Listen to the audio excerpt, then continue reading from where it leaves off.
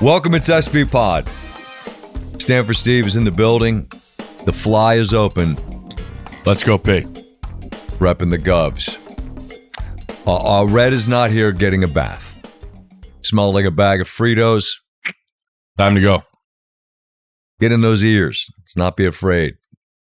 Wash them out. Careful. Got to clean them out. Gentle. For sure. Gentle. Delicate. For sure. Like, I got this big tube of stuff that he sees it and he's just like, oh, hell no. Gets low. His tail's just twitching. He starts like a snake just trying to get away from me. I'm like, buddy, just sit down. When I do it, you're always like, oh, that's kind of nice. Relax. I'm not going to hurt you. Your ears stink. Anyway, so he's getting a bath. Because you know what it is around here right now? Is this word? It's polleny. Oh, Lord.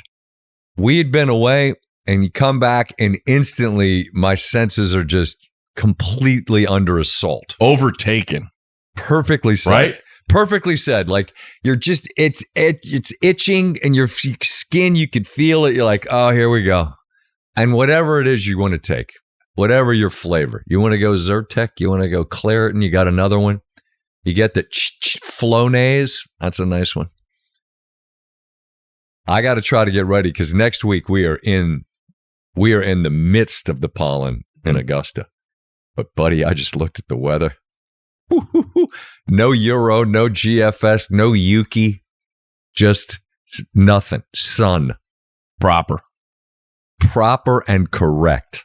Oh, and early little chill in the air so that they could sell some quarter zips down there early. Just want to make sure the merch situation works out all right. Ready to go. And we have got... Gonna say, where's the card? Oh, it's right here. Quite a lot to discuss. Upside down. There you go. Off to a bad start. All the notes. It happens I do it all the time. Well, we got these little cards that have a logo on the back, but that I just started scribbling. But there's a level of excitement. You got opening days last week, Final Four this week. Steve will be talking road trip coming up. Oh, yeah. We'll get to that. Road trip for your boy next week. My favorite work week of the year. Get back to Augusta National on the 90th playing of the Masters. Gary Woodland will be there. Oh, buddy. Couldn't stop crying. No. Could not stop crying on Sunday. Watching Woodland win. Oh, what a story. What a dude. Probably get to that, but if we don't, Woody, can't wait to give you a hug, big boy. I told him it's going to be a long line. I'll just wait at the end of it. That was fucking awesome. You guys usually watch the national championship together, right? Many times side by side on a couch. It started whoever's house. Well, I mean, depends on the real he's estate. Represented by Mark Steinberg, and I've told this story. Like Steiny used to have this Monday party, and it started in like this bungalow house early on in the beginnings of Excel. And it was me and him, Tarico, and Patrick Canley eating a magic mushroom pizza, watching ball. Mellow mushroom. What'd I say? Magic mushroom? Yeah, mellow mushroom. They get the gist. Delicious pizza. Sorry, I misidentified it. But now it's grown into this enormous swinger fest, high-level swingers, elaborate catering, things of that nature. But me and Gary, like a lot of years side by side on the couch, because he, of course, those that know the story, he was a baller, like played hoop. So anyway, he'll be back at Augusta by virtue of his win in Houston, which if you don't know the backstory, it's worth looking up. Been going through it, brain tumor. The interview with Rex Hoggard at the Players was just one of the more riveting things I've seen. A guy bearing his soul, going through it in pain, PTSD, the whole bit. 16 minutes. It's worth watching if you've not seen it. Rex was awesome, too. I didn't know Rex's background. Correct. I didn't know he served time either, so it's... Served in the military. He didn't serve time. Sorry. Yeah, I know what you meant, but I just want to clear that up. No, Rex did an amazing job in navigating that, understanding it. And Gary's just a guy that everyone universally loves and adores the dude because he's a great dude, and you love him even more for sharing what he shared, having the courage to share it. But I think it freed him up. Yeah, that he's not living in a secret, trying to hide a secret. There's nothing to be ashamed of. And so to see Minwoo Lee walking down the fairway, playing in the same group, just full on encouraging the crowd, was really moving and rare because he's that well thought of. So, man, that was just in a weekend where, I mean, that's happening as the UConn Duke game's going on, which is an all-timer. But as a guy who's been a friend for years, we walked. Where was it? We walked with him? Valhalla. That's what I thought. Yeah, and Koepka. It was DJ. Yep. It was Woody, DJ, and Koepka. Butchie. Yeah, Butchie won the money on the putt on the back. That's right. That was a nice chunk of change. That's right. His caddy for years, who, by the way, gave me a Walt Podubny card, which I had until it disintegrated.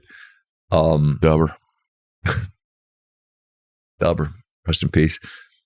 84 Leafs. Man, we've taken 9 left turns and we are deep in the weeds. And those that know they're nodding. The rest of you are like, what the fuck are you talking about? We walked at a practice round with Woodland, Koepka, and DJ. And, it's always, I'm always very sensitive to that because they're letting us walk to do our job, which is helping us get ready for the tournament. But they're preparing to do their work. But those guys are all enormous sports fans. Yeah. And they thank you at the end for sort of taking their mind off of it's only so much you can grind over. What do we do on 3 if we're over here? You lighten the mood a bit. Hopefully that's what we do. But I don't know if that was the first time you met him or spent much time with him. But yeah, I met him a couple times before, but that day especially, I think I had just come back with spring break with the kids, and we usually go to Delray, and he obviously lives there. We just talked restaurants, Delray Beach, Florida, Kansas hoops, everything. He loves KU hoop the way I love Maryland hoop. The way Steve loves Stanford. That's a little different. You wore the uniform there, but and that was Koepka was in the middle of the Panthers run. That's right, and that's all it was. So it was cool. I just am fascinated at plenty was made of Butchie and Gary, and they talked about on the broadcast about Gary's wife saying, "Hey, you got to go back to the old swing coach Randy." And there's just a lot there. And to your point, he's such a good dude, and you could see he didn't when he started talking about the Ryder Cup thing out west and going in the bathroom and getting in his car and leaving as soon as he could because he was hiding and he just couldn't. He couldn't explain it, and he was trying to deal with it, and then just to let it all out was so eye-opening. Because, like you said, he's as good of a dude as there is, down to earth, and the thing that doesn't get talked about because he's made himself, or he's a professional golfer, is what a studded athlete he was. So I couldn't be more happier for him taping that Sunday and getting home. I watched the whole broadcast from 2 a.m. I think I was, to your point, on the couch, quiet house, just bawling my eyes out watching him and his wife embrace, and it was as good a thing. Gabby's been amazing. He thanked his team and the groups, and it's a big ass team that's got his back. So didn't know I was going to start with that, given all that's going on, but it was the happiest sort of story of the weekend for those that are lucky enough to know. Great guy, and Gary Woodland, who we will see next week. My favorite work week of the year. You were there Sunday. Yeah. All-timer. I mean, Braylon Mullins hits a shot that'll be talked about in the way that the Leitner shot against Kentucky gets talked about, in the way all the big-time moments in March Madness are discussed. These are blue bloods. And if you want to discount UConn, what are you doing? I mean, they have no peer since 2000. No peer. It's them. And Duke's Duke. So they're in the conversation. And they've had some incredible history. I was there, Brennan Byrne Arena, when Leitner beat Duke, my buddy Al Abdelnaby on that Duke team. They've had history, but you were there and you got to experience it. It's got to be wild because you're a massive Duke fan, but I guess you're sitting in press areas, so the no cheering in press row. Nope. What was it like? Atmosphere was great Friday and Sunday. St. John's, I think, took a tough one Friday night. They had the majority of the crowd. It was the way they split up the crowds. That whole end was St. John's. But for Sunday, I thought it was, Duke starts out and making everything. They made 9 threes in the game. They shot 40% from 3. They get the double-digit lead, and it's rocking in Duke's favor. But I thought the whole game changed in the last 3:24 of the first half because Duke doesn't score. They're up 19, and UConn gets it down to 13, and that's where we go into the half.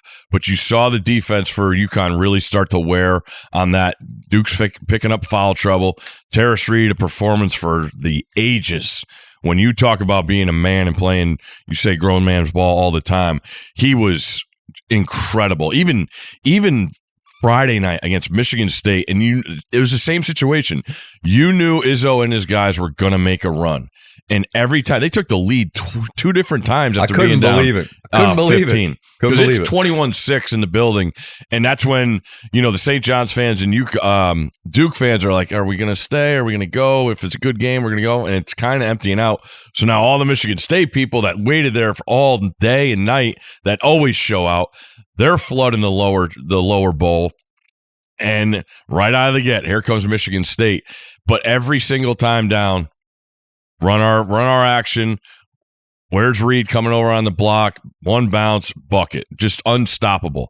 And throughout Duke's scoring, UConn went to that. And they couldn't make a 3 to save it. Malachi made the first 3. What the odds were of that for UConn's first 3 ball being from Malachi, the backup point guard. But you just saw it. And to the point, if people want to pick apart, like Duke answered, like the momentum, by the time it got to the under 10, like the 10-minute mark, it's 50-50. I mean, UConn's on a run. The momentum's building. Their section's right behind their bench. And any person that's in between, especially from this area, is not going to root for Duke. They're going to root for the underdog. They're going to root for UConn. So you had that even just kept building even more and more. And it felt like there were momentum, like really a chance for UConn to take it. There was a corner 3 by Mullins. There was one, he had a 2-on-1. He pulled up. Caravan had one coming off a screen that really would have set it, and they couldn't do it. And Duke's getting 2s, but Duke was shut out. Caleb Foster, as good as he was Friday night, I thought over-penetrated. And against UConn, when you get down there, you're not getting the ball out of there. They're too strong. They're too big. Kamenia had a couple big buckets, but the idea, Isaiah Evans went away. And then the turnovers, when they put Reed on Boozer, that's when it changed. He had the steal and the breakaway dunk. He had the steal and the tip away that led to a basket.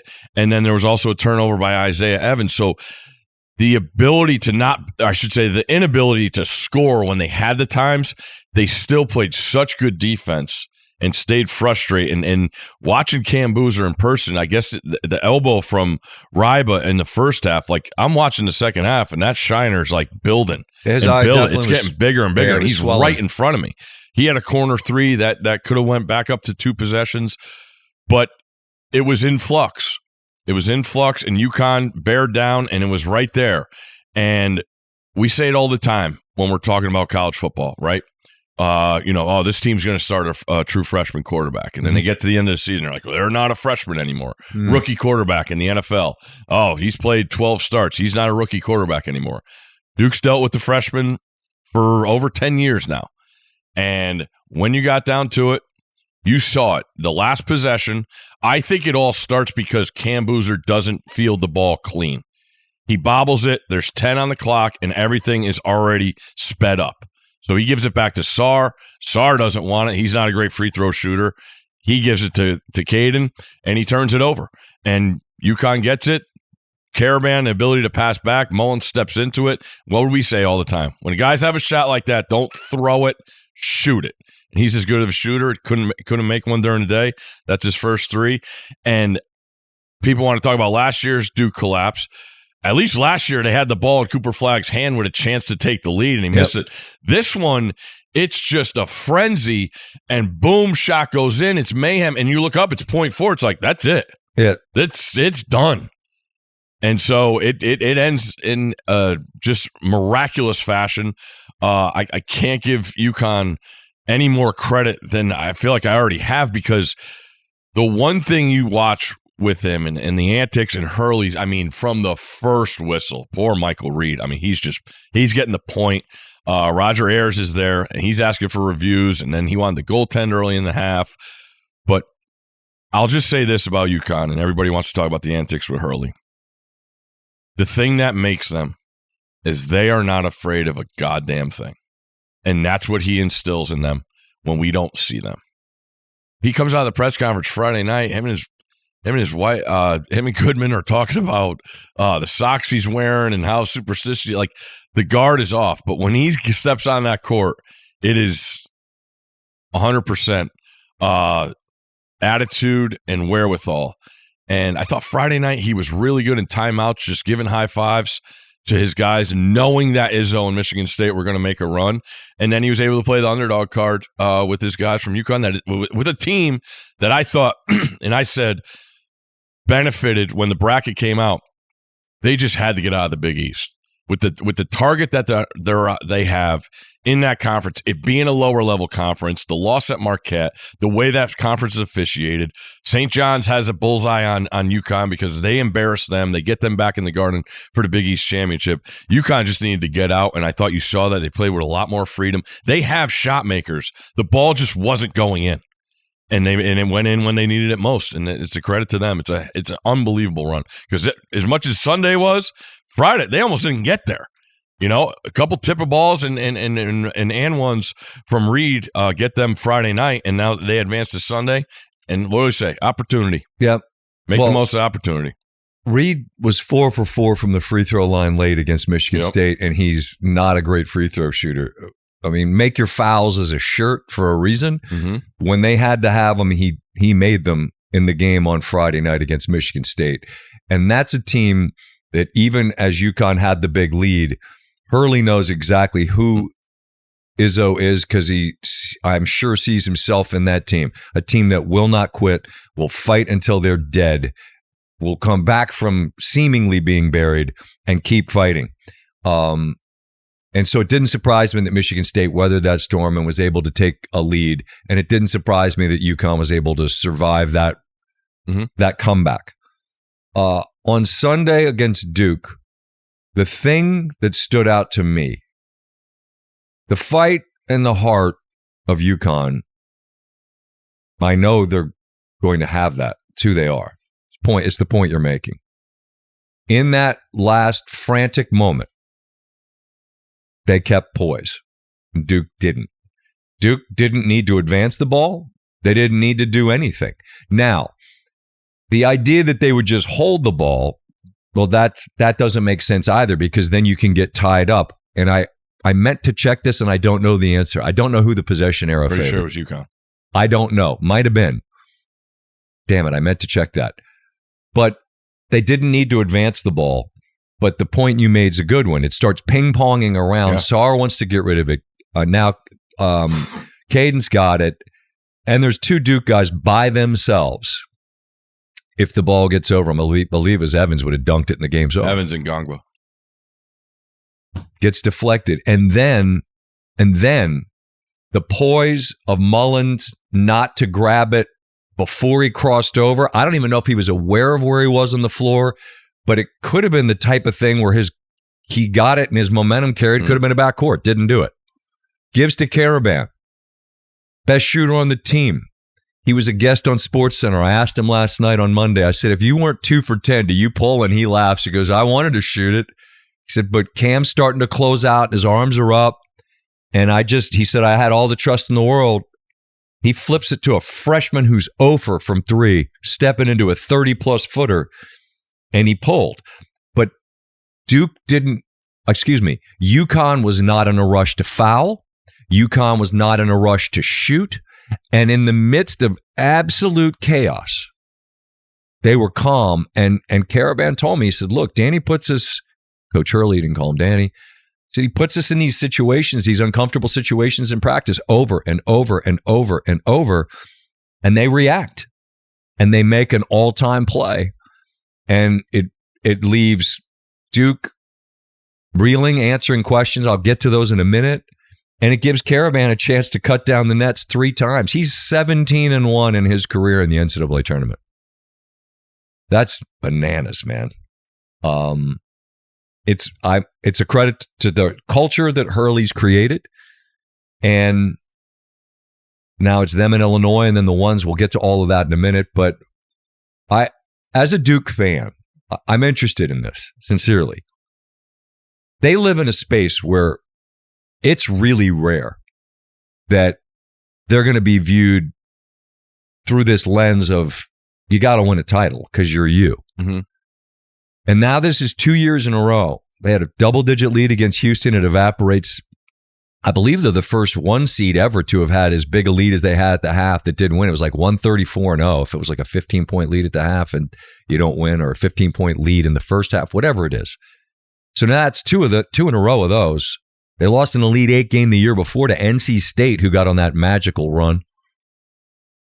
But Scheyer, it turns into criticism of him and how they close games. And like, well, fuck, they lost 3 games this year by a total of 5 points.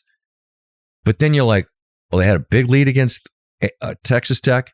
They had a double-digit lead against Carolina, and they had this lead here. What is a reasonable observation, critique, criticism of Scheyer? What's reasonable? Because I think it's unreasonable to say they choke or this or that or the other thing. I think they're graded in a way that I don't know that anyone else is. What I said before, at the end of it, they still are freshmen. And at the end of that possession, the last possession. And Karaban's a senior in the midst of that play for UConn. And Terrace Reed might be older. Right. You know, but I just say, like, being there, it happens. It's the tournament's just weird. Like, the timeouts are forever. Yeah. And it's like, as that thing is building, you know it. And like I said, they answered. Like, they didn't have the drought at the end of the game. What I had a problem with was the end of the first half, where you had a chance to get that thing over 20, and now UConn has to change everything. Yeah, you know, they got to come out and pressure, and now you're looking at foul trouble. But Terrace Reed didn't get into foul trouble. But just going back, it's still freshman. You saw it. Cam bobbles the ball. He's frantic, doesn't want to get caught with a trap, and he's in the corner. He wants to get rid of her. Sar doesn't want anything to do with shooting free throws at the end. And like a year from now, Caden Boozer, give me the ball. Give me the ball, and I'll take care of it. I'm going to go to the line. I played my best basketball in the last 4 weeks of the season, and you saw a freshman be frantic in a situation, and he gave up the ball. And the thing about it is that, and that's where I feel for Scheyer, he was that guy.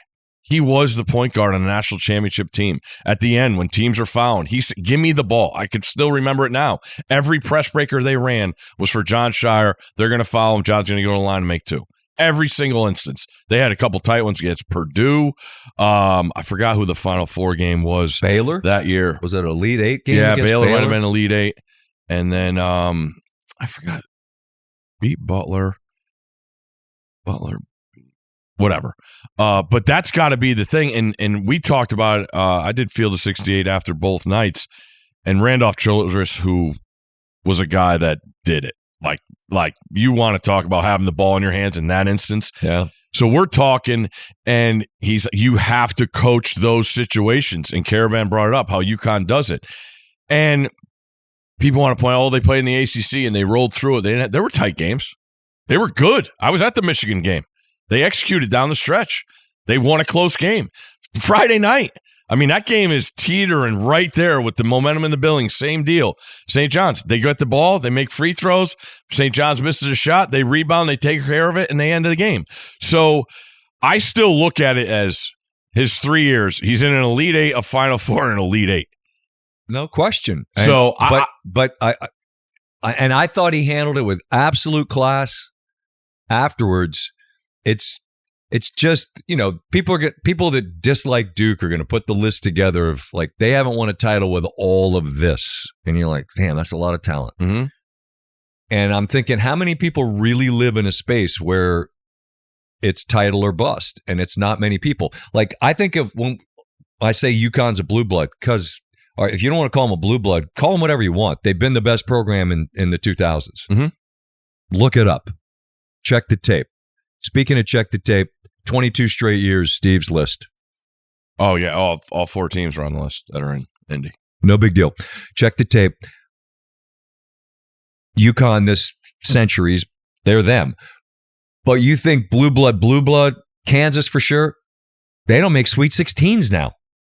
And it doesn't get brought up the way the Scheyer situation does. And the reason the Scheyer situation does is because they had the big lead against Houston, because they had the big lead against UConn, and they evaporated in the way that they did. Mm-hmm. So you're going to be scrutinized and criticized in a way that's really unique to the airspace you live in. Yeah, because everybody hates them. Correct. That's the other thing where it just gets out of control. Like, all right, here it comes, and it's just an onslaught because of the pure hatred there is. And this is a guy. Look, I mean, it's no secret that how the Maryland folks felt about Duke 20 years ago and what that was. There's no hate in any of what I'm saying. I'm saying I know that the narratives. Oh, for sure, for sure. And people are going to celebrate in them losing, especially in the manner in which they did. If it's excruciating, that just makes people even happier about it. But though it's not unreasonable to look at, wow, you're up this on Houston, you're up this on UConn. Is there a common thread? And I think you hit the nail on the head.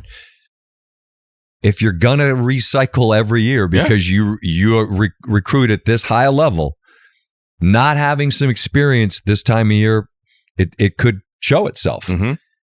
And you got a guy in Caravan who admitted to me, like, if you're not 2 of 10, do you pull? Yeah, probably. I wanted to shoot it. Mm-hmm. But here comes Cam. I'm going to trust my guy. I mean, is a little bit of experience on the court there, does it show itself for UConn? Yeah, and they still have to hit a 30-some-odd footer. Yeah. It's miraculous what happened. Miraculous. Mm-hmm.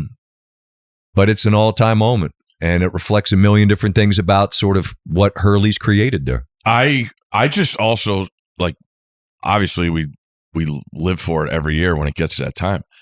But it's hard, man.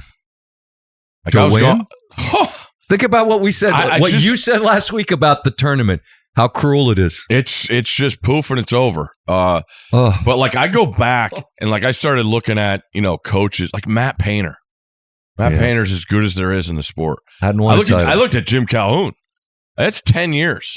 And they get to a Final Four and they win it. That's the thing about UConn, and what they've just amplified is they've just not lost in the like what they've done with the opportunity when they get there is incredible. Calhoun, he had first round losses.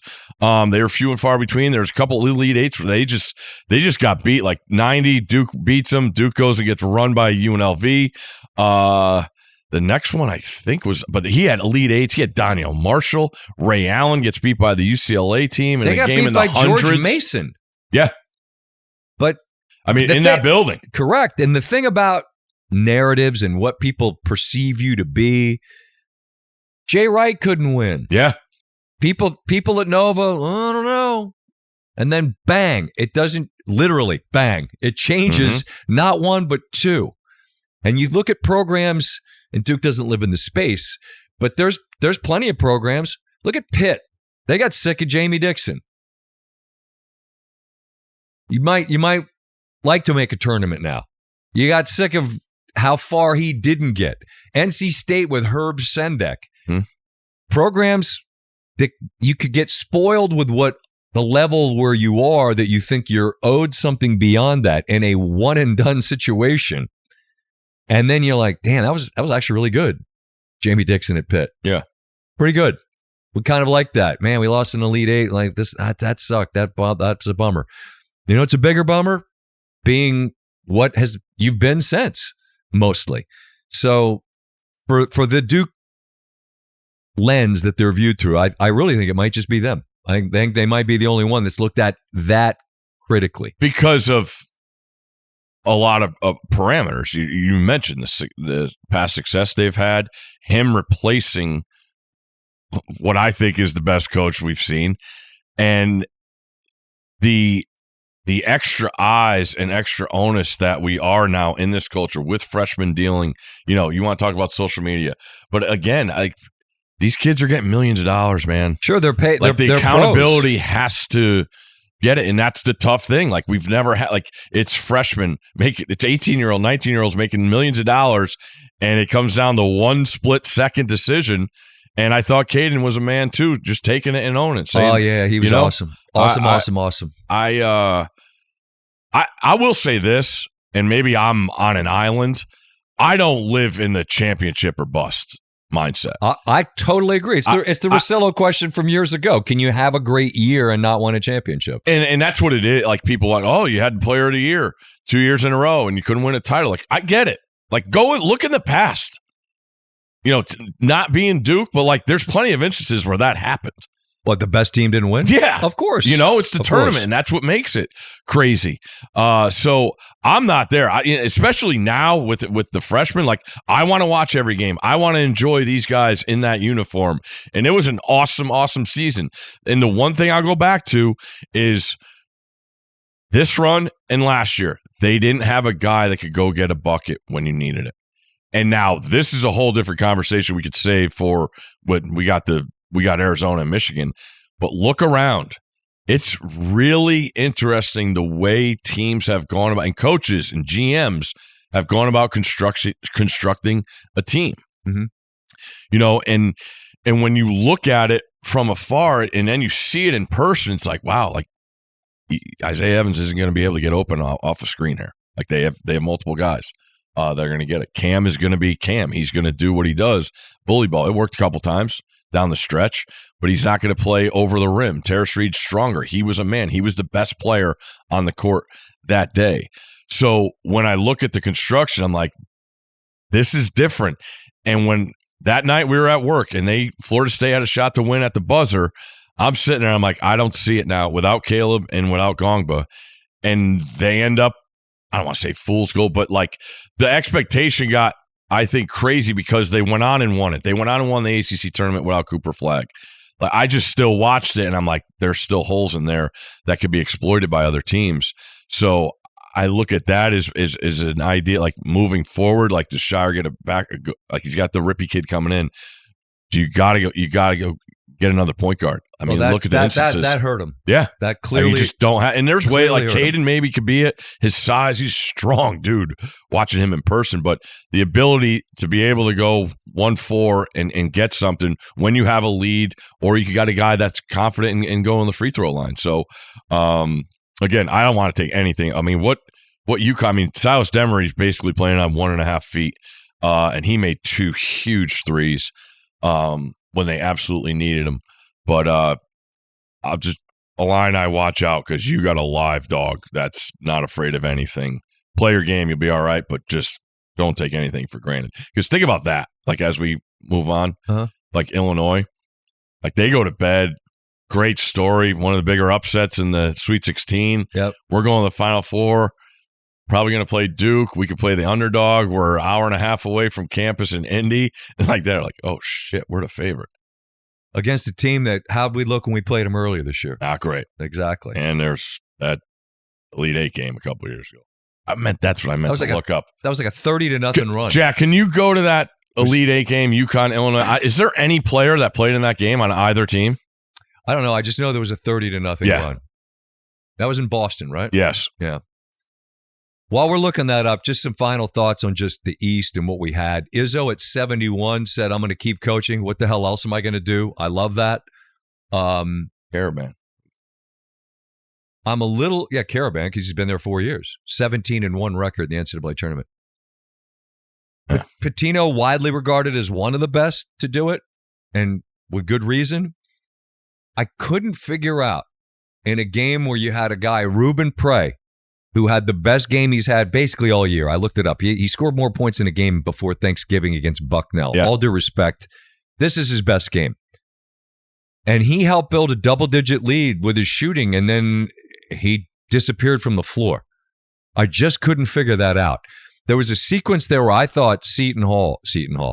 I thought St. John's had broken Duke because they just started taking the ball from them at midcourt. And it looked like, as Dan Hurley said about St. John's when St. John's bullied him the first time in the Garden, grown-ass men, it just felt like adults against freshmen. I thought St. John's flipped the game on its head, and oh boy, here we go. Mm-hmm. But then Duke weathered that storm, fought their way off the ropes, started making some shots. I just couldn't figure out where Prey went. And I get that we're looking back in a game beyond the game we just saw and just spent all this time talking about. But it looked like St. John's had a chance. And I also just want to say, I thought the Zuby Ejiofor, thank you to the Johnny Nation afterwards, where he talked about his character and what they made him. That's the kind of stuff that can get lost in the mayhem of a tournament. But you know me, I love that. I love someone that started somewhere else, went there, expressing his gratitude. We don't get that a lot, and I'm thinking about that as you just described Duke. And a couple of weeks ago, I talked about how crushing it was when my guy Vasquez lost because it's a 4-year run, and in a second it's over. But I realized for the schools like a Duke and the true one and done machines, you get one shot with these guys. Cooper Flagg's there for a minute. Cam Boozer, I assume, is there for a minute, and it's over. But for a guy like Ejiofor, who played like a man and behaved like a man and showed gratitude, like to show your feelings, there's no shame in that. No. In fact, I think there's strength in that. And I just loved what he had to say about his time there and his appreciation when Duke ended up winning that game by 5. But that East was everything you thought it would be. I mean, you got legendary programs, and you end up with epic games in all three. This is, did you see Pitino's press conference before the games? When he said Blue Bloods are dead. I did. Like, I couldn't believe that didn't make more waves. Yeah. Because I thought it was, he's been around long enough, and he's had as different a road as anyone, but as long as it's not longer. Every he's checked every box. Being but when at he every said level. that, and I'm sitting there, I'm like, he's right. He's totally right. And that's the talking point I from this whole tournament, because to your point when you're talking about Duke is through the microscope and nobody else, when you're talking about Blue Bloods, yeah, you're going to argue about the whatever. If Indiana and UCLA are still alive, and that's a whole different conversation.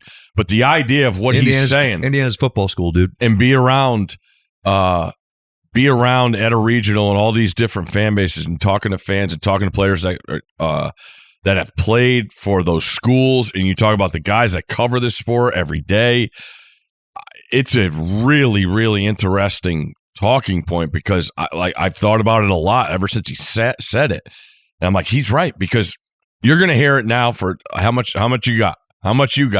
And the schools, it's $10 million. That's sort of the coaches I can't do it without $10 million. That seems to be the accepted number. If that's the baseline, first of all, what are we doing? Yeah. What are we doing? What are we doing? But that's the starting point. And it ain't enough. No. And as we saw, you could spend twice that, and it doesn't guarantee anything. Bingo. Doesn't guarantee anything. There's so much that went on there, just in DC. Yeah. I just have this written down. Arizona, Michigan, what is it? It becomes this is the best game since forever. And you're like, well, how long have y'all been watching? I mean, not new. We've seen good on good / great on great plenty of times this time of year. But for this year,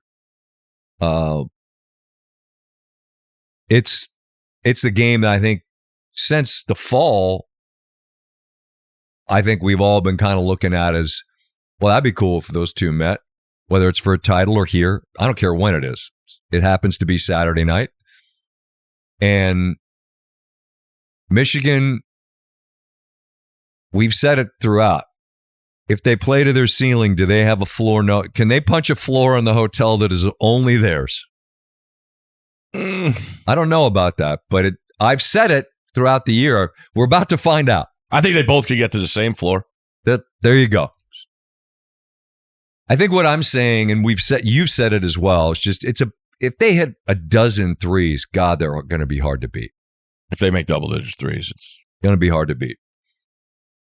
But this is where the appetite for Arizona to play defense, Burries in particular, freshman, who's an older freshman, and Bradley, who's a vet, who's been the steadying hand, the type of presence that a Duke would clearly benefit from a guy like that in that position. Depth of bigs, both have them. Oh. Lloyd and May, respective coaches. I think I have as much respect for both as you can have. I mean, it feels to me like a true coin flip. You asked me last night when we were doing SportsCenter, and I said, I have a weird feeling about Arizona. And it's not based on me thinking that they're demonstrably better. I just think that there's been less peaks and valleys with their season. I think they've operated on a more consistent level of high level. Still, it feels like maybe there's that gear that you saw from the other day. Like Tennessee and Michigan are playing, all right, here we go. Low scoring, rugged. Barnes guys are going to fight. Oh, it's 46-28? Yeah. Like that, that's what Michigan does to people. It's an avalanche, tidal wave, whatever you want to call it. And I said going into that game, I thought Tennessee was up against it of anybody in the Elite Eight because they still have those lulls, and so much more was going to be asked of Jacoby Gillespie and Ament. And Jacoby made some late in the second half, but Ament was 2 for 12. He had like 7 points or something. Yeah. And Jacoby started off brutal. I know he missed a 3 around the 3-minute mark, and that made him 2 of 11, 2 of 8 from 3. But Tennessee had to avoid that lull and the avalanche, and they both happen at the same time. Yeah, and they don't have the ability to dig out of a team like an Alabama, who Michigan played the game before that. They're going to just keep ripping threes, like we discussed. Whether they're down 10 or up 10, they're just going to keep doing what they do. They are built to potentially come back. They couldn't against Michigan, but Tennessee they just don't have that gear, that spurtability, as Clark Kellogg's been talking about for all these years. Yeah, and with Arizona, why I love them, and I've said it feels like every day or when every day they play, they don't care who scores. I absolutely love that. And I thought that Purdue game went how I thought it was going to be. Purdue's going to come out. They have great coaching. They have guys that have been there, and they're going to make shots, and they make more threes than Arizona. And 7-point lead at halftime. And again, with Arizona, you got to avoid that tidal wave. And Purdue just couldn't. They just couldn't do it. Arizona's defense in the second half was exceptional. Exceptional. I mean, it went from 7 up to double digits down. Not instantly. I mean, I think Purdue could clearly feel it slipping away, but it has to be a helpless feeling. Even with all that experience. I mean, Purdue is uniquely equipped with not 1, not 2, but 3 4-year guys that had been highly decorated, and it just didn't matter in the face of Arizona. And in that midst of Purdue playing well and building a lead, what I saw that I really didn't all year was like when Arizona needed a bucket, Koa Pete made these 12-foot jumpers, like right in the lane, looked pure. And I was like, wow, felt like I haven't seen that since the beginning of the year because it's a Florida game. Burries and Bradley have the ball in their hands so much. And then in the Big 12 tournament, you had Del Orso and Karchenkov making plays, and Krivas has been unbelievable. No one talks about that guy. I was going to say, he totally gets lost in the sauce, and then you look at his numbers, and he contributes, whether it's boards, blocks, points, or all of them. And these Euros get this, label put on them as soft and want to stay outside the 3-point line. I was as impressed with him as anything in the Arkansas game because you got guys that are jumping over your shoulder, wanting to rim rock, and he just stayed in there, like diving for loose balls. I'm like, this dude's animal. And then Owaka off the bench. I can't wait to see how that translates against Michigan because he moves anybody. But you did notice against Purdue, against longer size and arm length and that, he struggled. He got into foul trouble early. And that battle underneath with Krivas and Koapi and Owaka against Mara and Morez Johnson. Lindeborg. Like Morez Johnson, watching that dude in person, that's a unit. Yeah, it's a big fella. That's a unit. And Mara's got length like very few people. I mean, he's 7'4", legit. And I mean, he's able to. I mean, got like that one alley-oop from half court. He just sort of flipped it over his head. He's got himself so much better. Yeah, he really has from his time. I mean, his footwork's really good, and he could like step and dunk from outside the block. That's where he does stuff even like with his left hand. You're like, holy shit, he just dunked that. And we haven't even talked about their best player, Yaxel, who's just feels like he's taken another step since this tournament.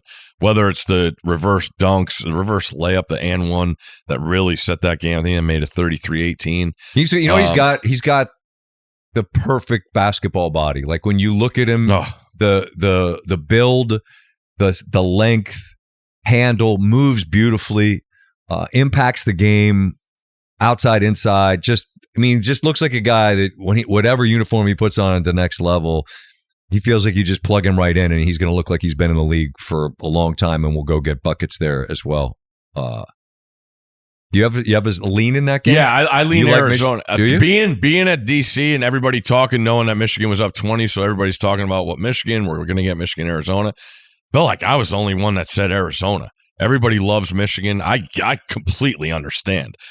Why I like Arizona, and I think you saw it with Purdue, is it's Bradley and it's Burries that they could just rotate off and put on Cadeau. And now without Kaysen, there's a lot to be asked from Cadeau. And you saw it in the Duke-Michigan game. He didn't play well. They didn't win. And, I mean, Karchenkov, Del Orso, whoever wants to come in, they could stay in front of Cadeau and frustrate him because they're long. They're as athletic as he is. And I just think over the course of a game, that's going to wear on them. You talk about Arizona and the tidal wave, whatever. I just like what Tommy Lloyd's team does with that. The unselfishness, but then the bend your knees and bend down and get a stop when you need to. It's big. I did ask Randolph, and I thought it was interesting. He's like, there's nothing to prep you. Because I'm like, those two teams don't rely on shooting a three. You know, they shoot open ones, but they don't rely on the three ball. Right. They're not like an analytics approach, like an Alabama where it's only shots at the rim or threes and everything else is no. And now we're in the football stadium. We got the raised court and the backdrop and all that. And he's like, shooting eyes can take a while to get there. And that's what I worry is if either team gets hot from three, is that the difference in the game?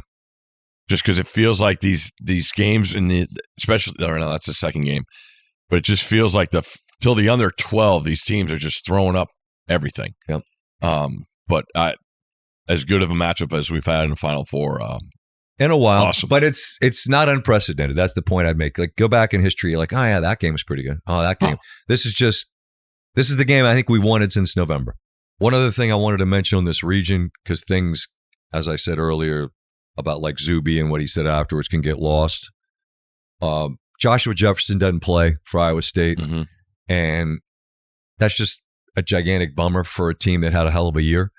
And would they have beaten Tennessee without him or with him? I don't know. You hate for a guy that's been a huge part of a program to be unable to go because of injury when a season comes to an end like that. So just acknowledging a guy that was part of a really good team, and sucks for a fan base that's really, really passionate. And you always wonder, and that's the part that sucks. Like if you lose, like we talked about with Florida, as opposed to Vanderbilt last week. Like as much as it's a bummer to lose the way Vanderbilt lost, at least the ball was in the air. Mm-hmm. Whereas Florida didn't get a shot off, and you're like, oh, what would have happened? Don't know. What would have happened if Jefferson could play? Don't know. And that just stinks. Don't know that they could have beaten Tennessee. Don't know if they would have beaten Michigan. But just you hate not knowing. One other thing, shout out to Rick Barnes. We're talking about expectations and teams winning and how hard it is. Yep. There's plenty of fan bases out there that would take 3 Elite Eights in a row. In this day and age? Sure. Like that's a hell of a run. Duke and them are like sustained levels of excellence. And he said he's coming back. Yep. And I saw I don't think the portal's officially open, but they're open for business. And I saw they were hosting a guard from Belmont, I believe it was. Always guards Player from Belmont. of the year, I believe. Oh, yeah. I mean, I saw some, what I'm saying is I feel for Belmont. I saw some suggestion that like transfer fees and European football, like if you're Belmont, you should get something. I like that idea. I mean, all these programs do is create really good players who then get poached. That's all they do. I mean, it happens now even at the highest levels. I mean, you look at, Michigan got Johnson from Illinois, Mara from UCLA. Yaxel at UAB, not the same, power conference deal, but nevertheless. Arizona and Illinois, probably the 2 programs currently recruiting at the best level internationally. That requires a ton of legwork and time to create sources and people that you trust to find the guys. Yeah, unless it's already established. Right. Like these guys have been doing it a long time. And that's what I mean. I mean, once you've got the infrastructure and the road work, you just get the next guy on the on ramp and you bring him to the champagne room. Yeah, and like I think of Tommy Lloyd. At the run at Gonzaga, they always had international. Oh yeah, and there you go. I mean, exactly. So there you go. And Underwood talking about I want Eastern Europe. Eastern Europe is where we've seen plenty of guys and. They've got him. Yeah. I thought they were the most impressive team in the weekend, knowing what they had to overcome. Because you could say, all right, Houston didn't make a shot and this. You still got to go in there and do it. In Houston. And they did it. And then in order to go to a Final Four for the first time in 21 years, you got to beat a conference foe who has been the darling of the tournament. That's a lot harder than it is easier. And they stood in. You're down 12-2. Like, what the hell are we doing? But they have plenty of options. That's why I can't wait to see what the lineups are and who guards who in Illinois, UConn. I mean, Terrace Reed against that size. Wagler, who's going to guard him? Caravan and Mullins. I mean, Boswell, what do you go with that? So it's got it all. You mentioned, the game earlier in the year. I don't feel like Illinois has caught I didn't even feel like they caught their stride when I saw them in Maryland in the last regular season game. But in the last 3 weeks, man, they've been as good as anybody. And I am in the belief they could win it. I believe that. As some Illinois fan, I went back to the SVPod feed from whenever it was that you and I were talking about him. I said, that's a team that could win a title. That was months ago that I really loved how they played. And last week we were talking about, I thought style of play would matter against Houston. If it's not a phone booth game, it did exactly what I thought they could do. But the ball has to go in the bucket. Yep. And it did. They have great size, but it's skilled size. It's not just big guys that are pounding on you. It's talented, gifted. Everyone can pass, dribble, and shoot. Spread you out. And you made this point to me off air last night when we were at SportsCenter. Just Underwood figuring out who's my close them out guys.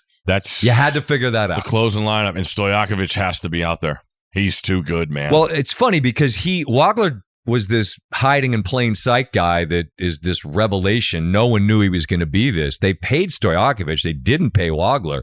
But then Wagler becomes your best guy. But Stojakovic, you need to figure out how they can both. Yep. How can we share the ball in a way that benefits our team the most? And that's wild because Wagler's become like a lottery pick. Stojakovic got paid like a lottery pick to come from Stanford to here. It's I think it took a while to figure out how's this going to work, and they figured it out. Yeah, because even against Maryland, I'm watching them, and they're coming down, they're running their – and that Merkovich, everything was going through him. And I'm guessing they like that matchup the best that they had out there, but like he would come out and run it. And then you saw that against Iowa. He handled it at the top of the key. They're able to run Wagler off stuff. But Wagler in those deceleration moves, man, in and around the foul line, the paint is so hard because he's long. But they bring a lot of, because they all can make shots. I mean, Mirkovic making threes against Houston, I really thought separated that deal. But like, I love the Davis guy's got a role that just he makes all the right plays, always makes the right pass. I'm glad you said Jake's name, because that's a guy that when you talk about him, you're going to say Wagler, Stojakovic, and all the big Eastern European guys, and you're going to forget the dude with the hair. You can't, because he can bury threes, but it's not just that. It's not just that. He's a great passer. No, and he defends. It's I didn't need those guys. That's the team that I think will be probably talked about the least, because Arizona Michigan's this incredibly sexy matchup of ones. UConn just did what they did. There's the Caravan angle. There's how they beat Duke. There's Hurley. Illinois' story's plenty compelling. Yeah. I think they're going to have the most fans. They will flood. Those streets are flooded. They will flood the zone with orange. Yep. Big Ten Scotty feeling pretty good. Nice to see. We had 4 of the 8 and 2 of the 4. Capital we. Big Ten Scotty. I've always been a Big Ten fan. Remember years ago on the radio when like Wisconsin was beat somebody like 37-33 or whatever, and I said this is like watching fat people have sex. I had the over in that game. Sorry. And then Izzo came on and I said, yeah, I might have said something. And he's like, yeah, I heard that. I'm like, sorry. Wait, are you talking about the Final Four game? No, I'm talking about just the Big Ten as a whole. Oh, the tournament. Like, that was Penn. I think it was Penn State, Wisconsin. It's like 37-33. You had the over in that game? Yeah. It wasn't 70? No. And I go back to the year Michigan State won it and they played Wisconsin in the Final Four. That game was disgusting. The worst. Just disgusting. Almost as bad as UConn Butler national title. That was disgusting. That was not a great game. Oddly, interestingly, ironically, whatever. I mean, Wisconsin stylistically has become this high-level scoring, three-point shooting, fun team. Leagues change. Big Ten Scotty. Half the Final Four. What's Room up? for you. It's been a while. Do you have a thought on who wins it? The whole thing. Oh, the whole thing? I don't. That's fine. I haven't even thought about that. Okay. And that's fine. Ball knowers, ball not knowers. I've liked Arizona. This is a tough one, too, every year at this point, because you have your team. Maybe if you're throwing a little cash around, you catch a team early. Like Illinois in the tournament, I just like when Penn won the Ivy and then they got matched up, I was like, they're going to destroy this team. And then, you saw a little path. Everybody's talking about Houston. Florida gets upset, and you're like, kind of good road. So UConn, if you rode them, like all these teams, if you rode, you got to make a decision because you could be on both of them. There's an interest with Group and I on the Huskies. So an interest. We'll be they've been pretty good. A rooting interest. Yeah. The backing. No. All politics are local. I just love the tournament. I love everything about it. The moments, not the pain, but the fact that makes you feel. What do you always hear me say about sports? The best thing about sports, they make you feel. And when you see the people the pain of it ending, people that handle themselves with high level class, I felt like the Duke youngsters and Scheyer did. I love the tournament. And there's an opportunity here for Illinois to do something they've never done, right? Yeah. For UConn to do something they've done more than anybody this century. For Michigan to match the football team from a couple years ago. And for Arizona to do something haven't done amazingly. And they've already checked that box in a quarter century to get this far. In that city. Storylines abundant. Is Arizona's coach going to be North Carolina's next coach? Well, You mentioned him very briefly, and it goes back to what we talked about last week when I thought about things I have never seen before. Okay. And Hodgson saying no to Syracuse and taking the Providence job. Right. Last week, the head coach of Iowa State in Ames, Iowa, I love you, said, no, I'm good with Chapel Hill, North Carolina. That happens. That's real. Think about that. When you were ACC Scotty. Most of my life, I was ACC Dean Scotty. Smith standing on this. You knew what happened when he walked in the court. Yes, you do. And the idea that someone, with all due respect to Hilton Magic. Yeah. And he's got family there. His wife's a stud athlete, former player there. I understand. I'm saying the person from the outside looking at it like, wait, no? That coach wouldn't go to North Carolina.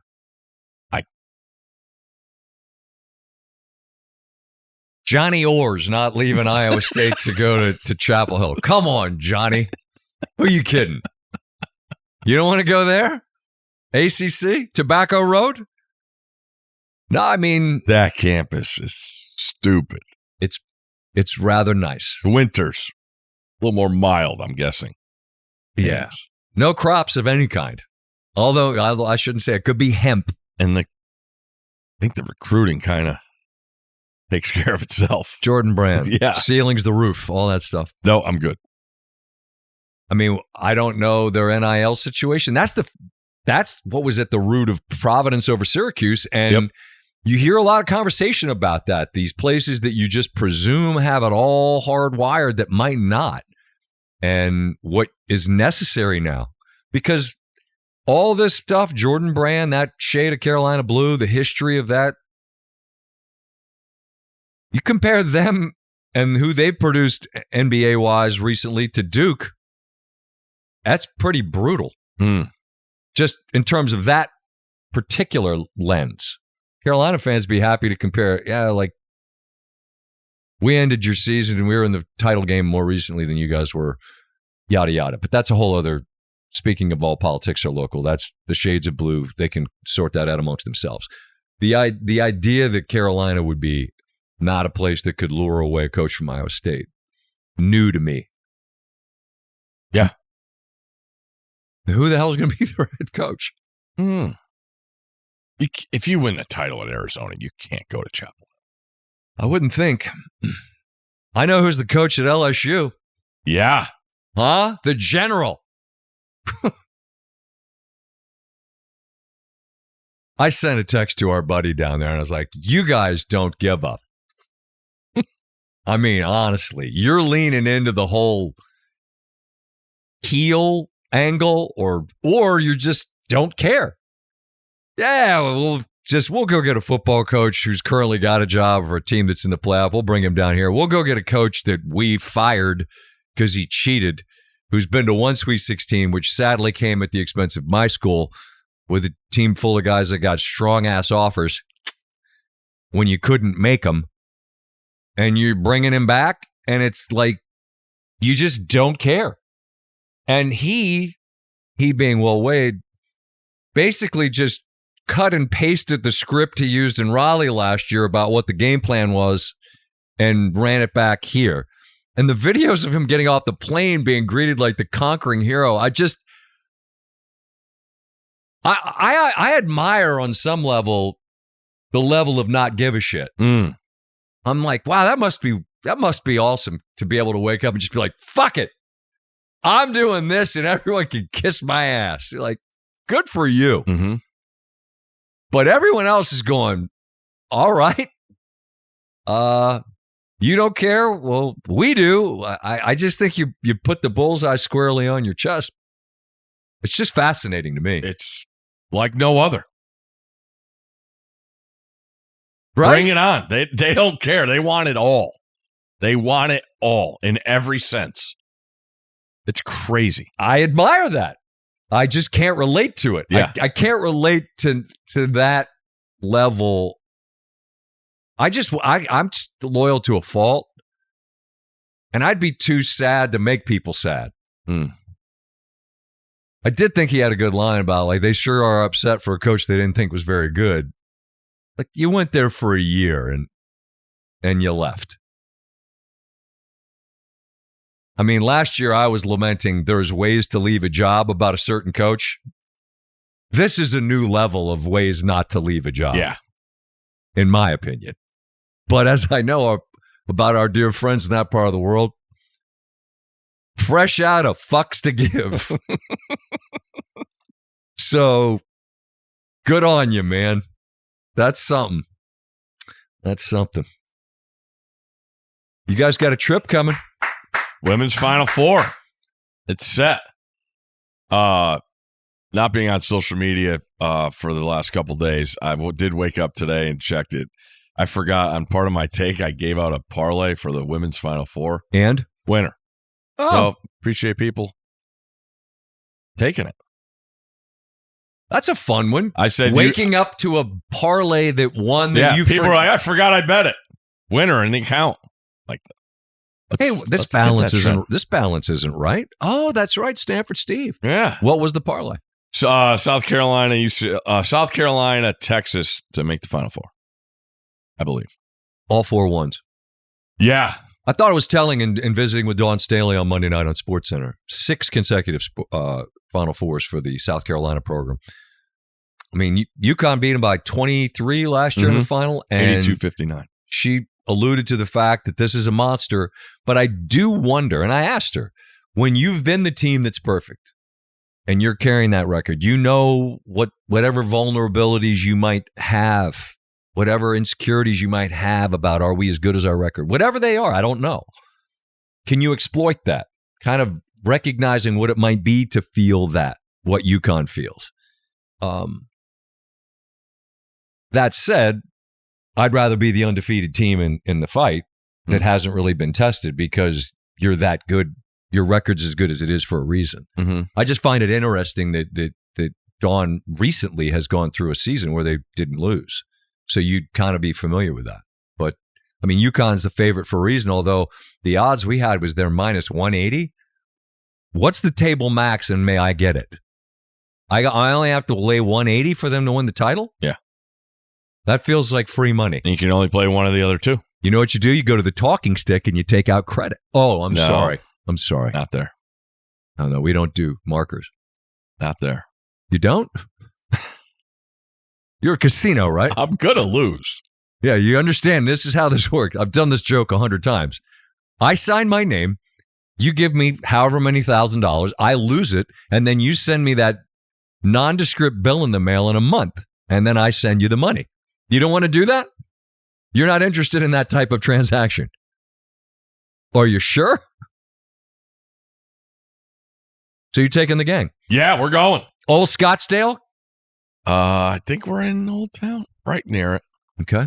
But, yeah, giddy up. How excited is the gang? I think it's calmed down a little bit after we've seen the lines at airports. Because that has been great. But no, I'm the only one on the crew that's been to Arizona. I can't wait being there in April. You'll be in Augusta. I wouldn't mind Scottsdale any time of year, especially now. They did have a heat wave that was crazy in the hundreds, and now it's in the 80s. It was warm. So, yeah, we'll be at all the games. It's just crazy. The final is Sunday, Easter Sunday. And then 3:30 Eastern, but it's 12:30, so it's like no Easter brunch, but we'll get a good dinner in because we're going to be at the game.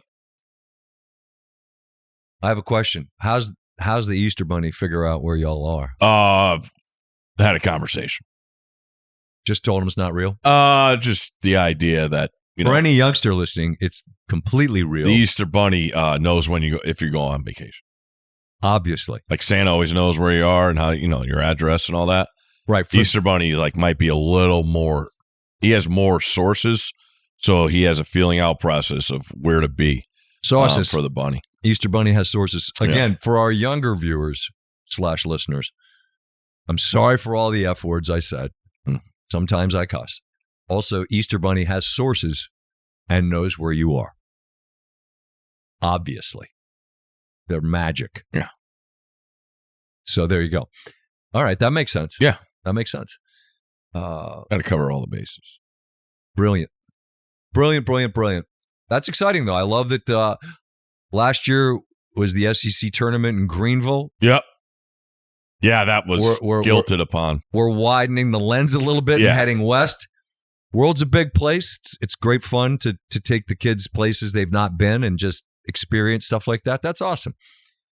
Now, I was concerned, excited for our former coworker and friend Carol Lawson in Duke to knock off LSU, but I was concerned because through the years, LSU has been a favorite. Yeah. For your oldest. Well, yeah, when the bracket came out, we middle one roots for UCLA, and oldest obviously is a diehard LSU fan, and we knew that one of those teams was not going to be in Phoenix. By rule.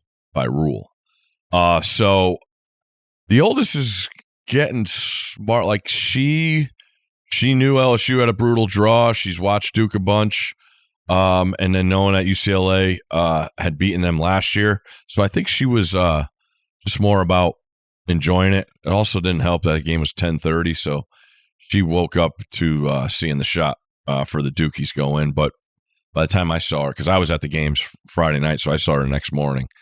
She was like, "Yeah, LSU came back from a deficit, so she fell asleep I think at halftime when they were losing." So she's impressive mindset. We are East Coasters, have been our whole life. People can't figure it out when you meet them somewhere and like, oh, you guys do that show from LA? Like, no, you know the Washington Monument graphic and the monuments? That's Washington, D.C. We say the nation's capital. No, we're East Coast. Oh, I thought you guys were in Los Angeles. No, we're not a West Coast show. We're just a late night East Coast show. So I've always been wired, all of us, East Coasters, you want to watch games that don't start till late? Then you just stay up. Yeah. It's not that difficult. So glad you brought this up. Having said that, a 10-20 jump in a tournament game, I don't see that as ideal. I don't think it makes a ton of sense because for our younger listeners, viewers, if there are any, if you want to stay up, you got a youngster that wants to watch a game that doesn't start till 10:30. What are we doing? Doesn't bother me, but I just don't see it as being an ideal plan. Yeah, but I also love the idea of what they did on. They started. Was that Friday? They went 2:30, 5, 7. That was that one. That 4 where you're getting all 4 in the day. Mm-hmm. I thought that was almost better because I have a book that I'm writing, I believe, on how to fix the NCAA tournament. Because to your point, you love every single part of it. I do not. Wait. We've gotten an hour and change into the program. Steve is an author. Oh yeah, I'm compiling. Excuse me, he's a compiler. You're compiling notes on how to fix the tournament? Yes, we need to do a better job. Go. Post game. You don't let anyone else use the highlights. Use the highlights and do shows. Well, there's a reason we don't do SportsCenter during the tournament. It's because you're allowed 2 minutes of video per half hour. It's a joke. You hear what I just said? So picture this. You're on for an hour. You can use 2 minutes for the first 30, 2 minutes for the next 30, 4 minutes for your hour. Imagine you were on after the UConn Duke game. You can't tell. All you could show is the last play. You can't do the story in 2 minutes, but that's what you're allowed. And I watch CBS. They have their HQ stuff. They do the sports network shows. They don't show the highlights. I'm like, what? If no one else can show them, you should show them. I don't understand. It's kind of like the Masters, and they've started to do a post game thing. But I get it. People just want to see the shortest possible condensed thing. But in a thing that's as good as the NCAA tournament, and you have 16 games in a day the first 2 days, I just feel like it could be better because I keep saying poof and it's gone. And all these different intricacies, but like the channel that you have the game on, why isn't there a post game show on that? And the idea of the Sweet 16 games being staggered by a half hour, I just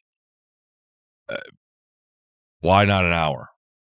Why I don't want to bog the podcast down, but I'm compiling a thing. Maybe in the summer pod on how to fix the NCAA tournament. Okay, people that cover the sport calling games, another idea.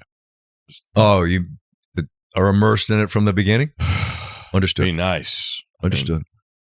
These players have been playing all year, but no one cares because they just have their bracket. It's been a hell of a year in the sport. It will be curious to see next year in a season that doesn't have 10 to 20 really big time freshmen, if there's as much juice as there is this year for it. Oh, it's as popular as there is.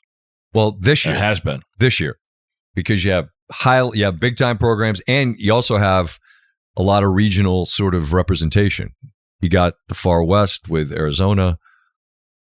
Obviously, you got crops. Middle America, although the Big Ten now spans from the Pacific to the Atlantic, coast to coast, baby. I'm not saying it's perfect. I love the event. Yeah. It's far from perfect. I'm not sitting here saying I wouldn't change a thing. I wouldn't change how many teams are in it. I don't think we need more, but I do love what it represents, and we've got a hell of a Final Four. On the women's side too, Gino's press conference Saturday morning was just spectacular. Starting with the 3-point percentages from all the teams that played in the Sweet 16, at their idea of 2 sites split in Fort Worth and Sacramento, and the idea of having to come in and he played at 5:30, somebody else played at 7 o'clock the night prior. They had to come in at 6:30 and 7:30 to do media because the games were starting. Then their shoot-arounds were at 7 p.m. at night. And then he talked about the balls are a catastrophe. Why can't the teams practice with the balls? Why can't we take a little bit of PSI out of the ball? They have to compensate for it being brand new leather, which is out of the box. So that's what they do, and that's why it's all messed up. The hoops are terrible. The rims. How about how soft the rims were in the men's tournament in San Jose? Unbelievable. I mean, the give on those things. You're telling me those are brand new backboards and rims, and that was the same as the ones I saw in DC? There's no chance. No chance. Yeah, this is on the list of things that desperately need to be fixed. There you go. Thank you. I had an NBA leather ball in college that was perfect. Like the perfect ball. The big channels your fingertips get in, and that thing would spin like zzz. And a good ball, and it was always the one whether I was running or not, like when I get there, like give you. Everyone knew, give me that. Yeah. Everyone loved the ball. Yep. But you get a shitty, bouncy, brand new ball, how does a $1 billion enterprise not get the simple stuff right? It's simple. It's simple. A text from a point guard that played in the NCAA tournament multiple years. When a ball is new, the leather is stiff and doesn't bounce in the same as a broken-in ball. Because of that, they end up overinflating them just to get a normal bounce, which is why they feel like they have helium in them. The real fix is pretty simple. Do what the NBA does and break the balls in before they're used in games. Once they're properly broken in, they can be inflated normally and will feel right. Hello? Exactly. I don't. And yeah. Okay. Plenty of time. What else you got on your list?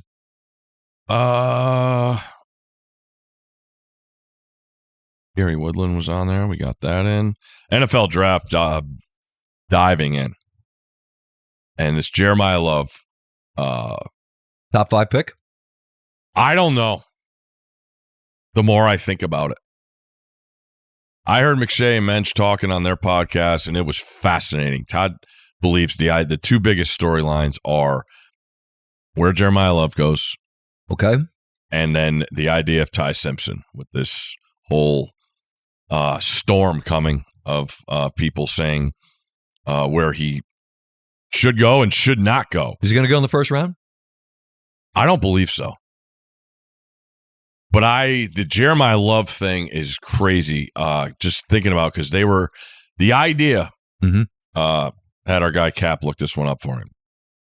Last running back taken in the top 10 and winning a Super Bowl with that team. Bilal Powell. No. Out of top 10. I just had him on my fantasy teams forever. I loved him. Still does. I draft him every year at the end. That's not true. Roster spot's too valuable. Who is it? It's Reggie Bush, 2006, but he didn't even lead the team in rushing that year. That was Pierre Thomas, if you remember back. So before that, Jamal Lewis, 2000. So it's been 27 years since a team has drafted a running back in the top 10 and won a Super Bowl with that running back. I mean, the position has changed, certainly. Mm-hmm. I feel in the last year, maybe two, you've seen how it's rostered and how the timeshare situation, largely that's what the NFL is, right? I mean, look at the team that won the Super Bowl last year. You had Walker and Charbonnet. Walker, great at the end of the year, Super Bowl MVP, leaves to go to Kansas City. Charbonnet just had surgery. I don't know when he's going to be back. McDonald said he's going to play this year, but I don't know when. Just do the timetable on that. But, I mean, that's a team that won a Super Bowl, and they kind of split time with guys. Most situations are that, as opposed to, how many true bell cow, which was the term we used to use back in the day, but how many true sort of three-down guys are there in the league that really don't come off the field very much? You're not using a pick that high on Love unless that's what you deem him to be. You got Bijan Robinson. Yep. Right. Ezekiel Elliott was one. He was. Barkley. Then he goes to Philly and wins it. So you've had Todd Gurley, I believe, was 10th pick.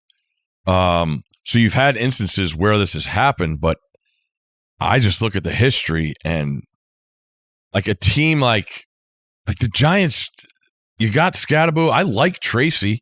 I don't understand why you take a running back there. You need a lot of players. Tennessee, I think Tony Pollard's pretty good. How much better is Jeremiyah Love going to be? Pollard's like 1,000-yard guy, right?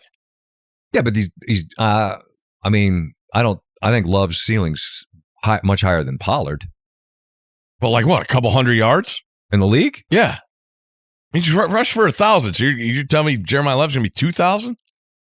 No, that's fair. That's not reasonable. I'm looking in the league, like Taylor with Indianapolis, Cook with Buffalo, Henry in Baltimore is the guy, but there's weird times with him where it's like he's not on the field. Achane with the Dolphins. Now Gibbs will be a sort of a less of a two-headed machine in Detroit with Montgomery going to the Texans. McCaffrey's the obvious guy with San Francisco. But the point that I think you're making, top 10. You're not taking him if you have an option that's in the ballpark of what you're describing. I mean, Washington to me would be the obvious one where you don't look, everyone loved Bill Krosky-Merritt, but we're not talking about the same thing there. But I can't see Washington taking him at 7. I don't. They need way more help than that. All those teams do. And look at where you can find running backs that start in the National Football League in the draft. James Cook? Are you kidding? Yeah. But I mean, like a guy like Gibbs, when he got drafted by Detroit, people are like, what are they doing? Oh, that worked. Yeah. No one ever goes back and says they were wrong about that stuff, by the way. But so the two giant pivots, or does someone take Ty Simpson early? And what happens with Jeremiyah Love? Because he's number 1 on Todd's board, which is crazy. That's his favorite player. Highest rated, yeah. Wow.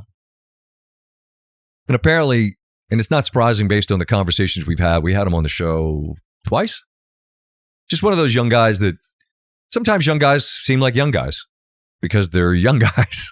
And then other times you talk to someone that comes off like an adult, uber. I don't like the word polished because that sounds like you're being fake. Put together. Comes off impressive.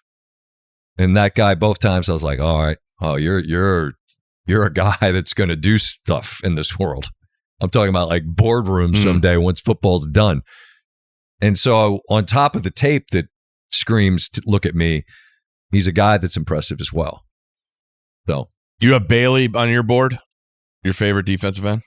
We've had this conversation. I mean, I just know every time I looked at Tech, he was popping because they were defensively until they played Oregon. And then their defense was fine. You're right. Their offense just dominated. Yeah, no, I mean, I really like them a lot. I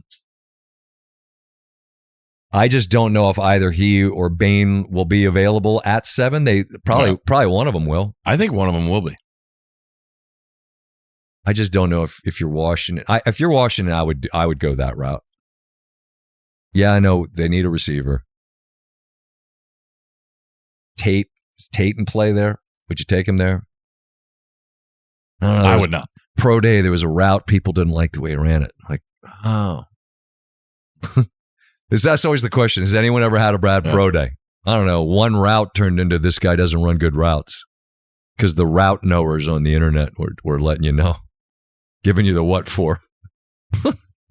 That's a good time. I can't wait for the draft. Fired up. Next year's even better. Don't trade a pick in next year's draft. That's what everyone says. Or accumulate them for next year. Jets. There you go. Going to turn it around, baby.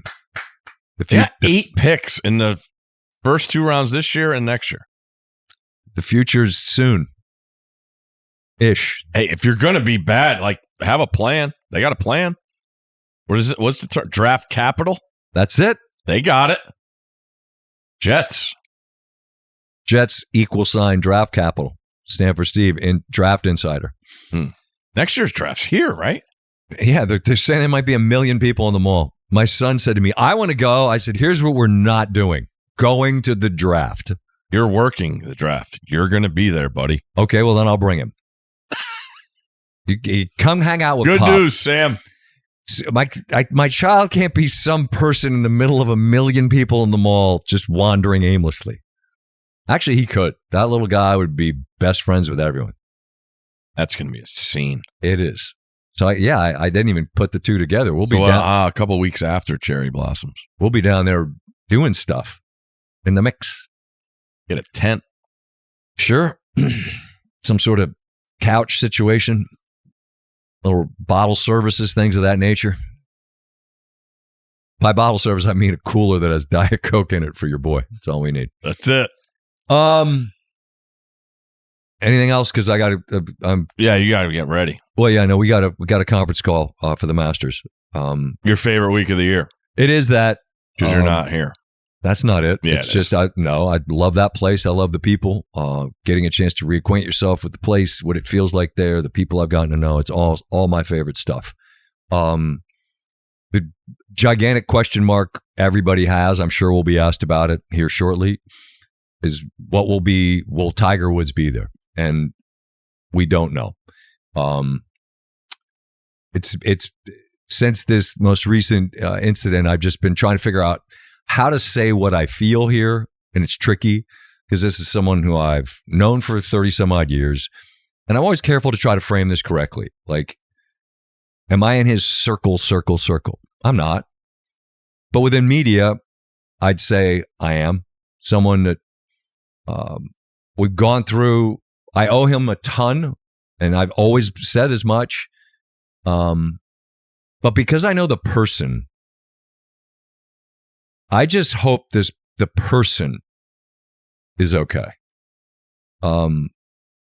At 50 and all that he's been through physically, I'm like anybody. A week ago today, we're at TGL and he's playing, and just to see the guy swing the club again, you know, there's an excitement to that. Like, what's it going to look like? Because he's singular in that way.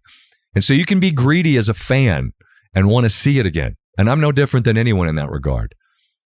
But I'm not so greedy about wanting to see a guy swing a golf club again that supplants being a human that cares about another human being. And that's where I'm at with him.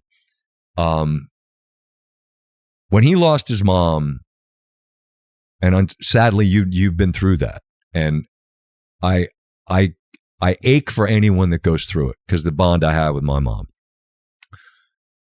And there's that emotional pain to try to get through. And his body has been through so much where he's gone through surgery after surgery. An Achilles last March, his back again this fall. And so then that starts the cycle with your medicating the pain. And I don't know the situation that led to what happened the other day. But like anybody, I connect the dots, and I just have concerns about pain pills and the damage that I've seen them do to athletes, and the concern I have for someone who I care about as a human being. And the thing about, I say his circle, it's so small. Steve, I don't know who in that circle, if he needed help and someone needed to say to him, we got to do something here, I don't know who that person is. I don't. And I say this with sincerity. Like, I got a lot of great friends, but I know if I was in trouble, I know for a fact you'd grab me and you'd say, hey, and you'd help me. I don't know where that help comes from. And I say that I am good friends with his agent, Mark Steinberg. And Steiny's been his guy forever. And I know he'd do anything for him. But there's a but. And that's, he'd do anything that Tiger would let him do. You see what I'm saying? Mm-hmm. When you work for someone, there's only so much you can do. Yep. Because that person, if they're in need of help, has to allow you to help them. And so I'm uncertain of exactly where this is. I just am hopeful for the person, the human I know, not the golfer. I went from being like, man, I really hope he plays next week. God, that'd be awesome. Now that's irrelevant to me. Mm-hmm. Irrelevant. Agreed. Because if he's in need of help, I hope he gets it. Whatever that, in whatever form that might be. But you cannot continue to put yourself and others in harm's way. I see the thing about, why does a guy to drive? Just hire a driver.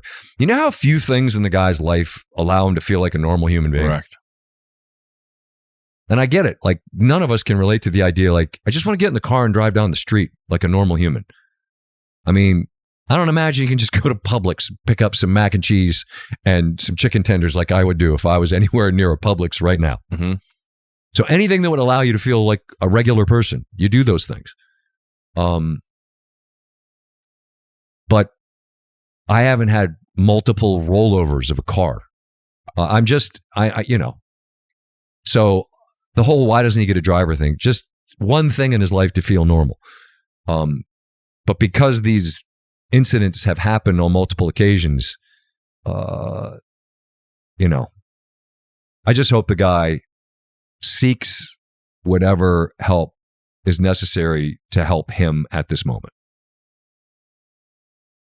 Totally understand where you're coming from. I just can't get over, like, last Sunday we flew down there and my hotel room wasn't ready and I had a car. So I was like, I'm going to drive to Jupiter. I drove that road. Mm-hmm. You see the aftermath, and I can't get over how that happened. That's why Well, that police report came out today. He said he looked at his phone. They said he tried to overtake a car. Like, you can't flip on that road is basically the point. There's no room. No. And you can't, the speed limit's 25 to 30. That's why I just couldn't, after just seeing the aftermath, I just literally, 2 days before I drove that road, and I'm like, and you see that, it just doesn't add up and make sense. Sucks. It does. It does. And the thing about what we do, of all the things that we get to do, and it goes back to the very beginning when we talked about Gary Woodland. The reason I was happy that the man won is because I know the human being. And I know what he's been through. But I don't. I know he shared what he's going through, but I can't relate to it. But as a human being, I can be grateful that my friend, who was brave enough to share that with the world, which seemed to free him up a little bit. Got to experience that and to say, I'm proud of myself, I'm happy for the human being. And what I appreciate most about this is that we get to know these stars as human beings. And I've known Tiger since he's a kid at Stanford, a freshman. We were both kids then, and now we're not. And every human being's got things that they fear and secrets no one knows and stuff you're dealing with. You always hear that thing, you never know what someone's dealing with. I don't know what he's dealing with. I just know that whoever the people are that can sit him down and help him, I hope they do that. Because I know the person. And I just want the person to be around. I don't care about the Masters, Not at this point. And a week ago I did, A week ago I really did. So that's where I'm at. We'll see what comes of that storyline. A week from now we'll be in Augusta. I think we're talking about you'll be traveling, so trying to do a Tuesday pod, which will give us an opportunity to have championship game recaps of both the men's and women's. And obviously we'll talk some, we'll be in Augusta, start sort of setting the table for that. That make sense? Yeah, man. All right. So safe travels out west. That sounds like a blast. Look forward to seeing folks a week from now at Augusta National for what is such a special week. So thanks for listening to SVPod. We'll see y'all next week. Enjoy the week, and we'll see you soon.